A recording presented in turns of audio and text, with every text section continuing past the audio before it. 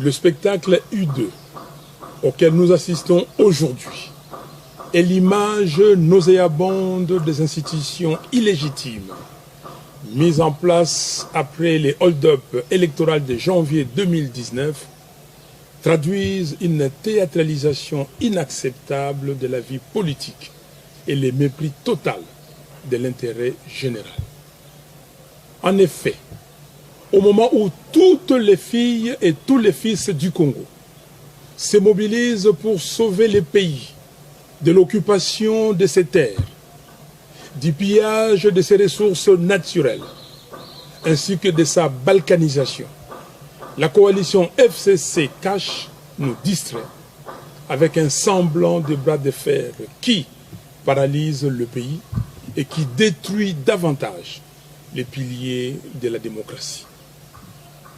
Leur stratégie consiste à donner l'impression qu'ils sont en conflit, alors qu'en réalité, ils entretiennent la diversion pour contourner le vrai problème qui se pose au pays.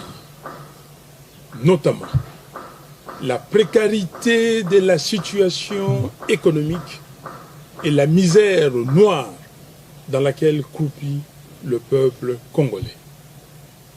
L'insécurité généralisée dans le pays, la corruption érigée en système de gouvernance, la présence inacceptable des armées étrangères sur le sol congolais, l'exhumation du rapport mapping et la création d'un tribunal pénal international pour la République démocratique du Congo, l'occupation et la balkanisation de notre pays. Mes très chers compatriotes, voilà pourquoi, dans leur message au peuple congolais du 15 octobre courant, nos évêques nous encouragent en disant, je cite, « L'heure de nous mettre debout et de marcher dans la lumière a sonné. Réveillons-nous de notre sommeil pour un engagement citoyen. » Fin de citation. Mes très chers compatriotes, Monsieur Joseph Kabila et Monsieur Félix Tshisekedi se disputent le pouvoir qu'ils ont confisqué au peuple.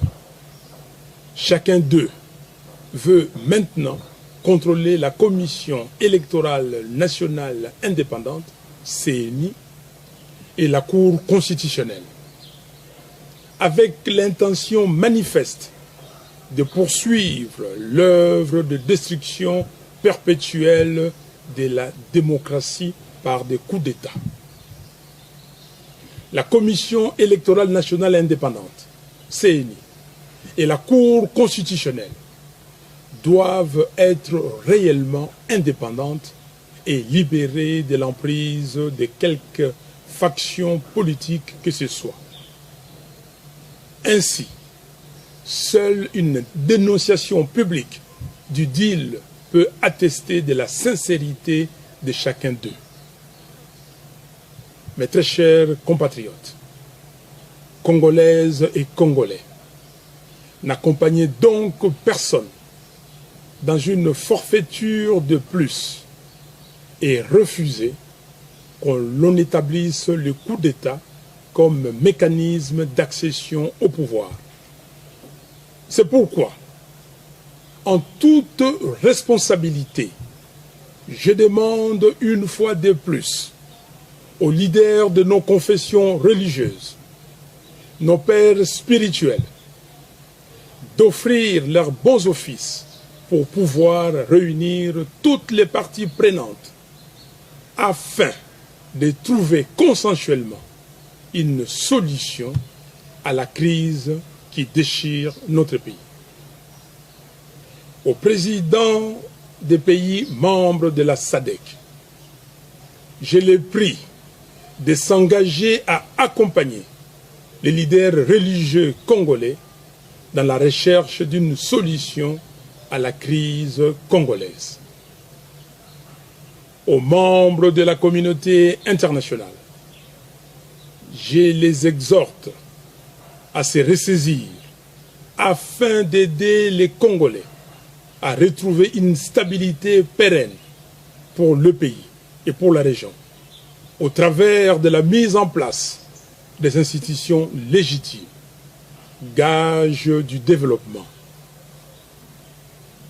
Que vive la République démocratique du Congo, que vive son vaillant peuple. Je vous remercie.